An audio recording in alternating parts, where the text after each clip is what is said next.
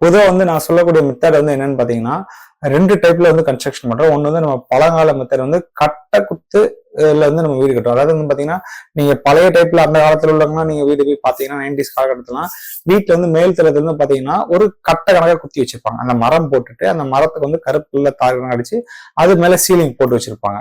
அந்த மாதிரி டைப்ல வந்து பாத்தீங்கன்னா அவங்க வந்து பாத்தீங்கன்னா சிமெண்ட் அங்க எங்கேயுமே யூஸ் பண்ணிருக்க மாட்டாங்க, ஜல்லி யூஸ் பண்ண மாட்டாங்க, மேல எங்கேயுமே கம்பி வந்து கொடுத்துருக்க மாட்டாங்க. இந்த மாதிரி மெத்தட்ல இருந்து நீங்க கன்ஸ்ட்ரக்ஷன் பண்ணீங்கன்னா உங்களுக்கு வந்து இப்ப நார்மலா வந்து ஒரு கன்ஸ்ட்ரக்ஷன் பண்றது ஸ்கொயர் ஃபீட்டுக்கு 2500 செலவாகுதுன்னா இந்த டைப்ல வந்து 1500 தான் செலவாகும்.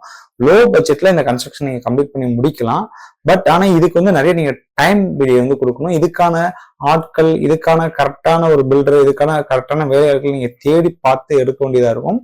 இந்த டைப்ல நீங்க கன்ஸ்ட்ரக்ஷன் பண்ணதுல நீங்க வந்து 100 வருஷத்துக்கு மேலாலும் சரிதான் நல்ல ஸ்ட்ராங்கா இருக்கும். ஏன்னா நம்ம சிமெண்ட் யூஸ் பண்ணல, கம்பி யூஸ் பண்ணல. ஸோ ரொம்பவும் ஆரோக்கியமா இருக்கும். ஏன்னா இப்போ உள்ள காலகட்டத்துல வந்து பாத்தீங்கன்னா நம்ம நார்மலா கன்ஸ்ட்ரக்ஷன் வீட்டுக்கு வந்து நம்ம வந்து டைல் போடுறோம்.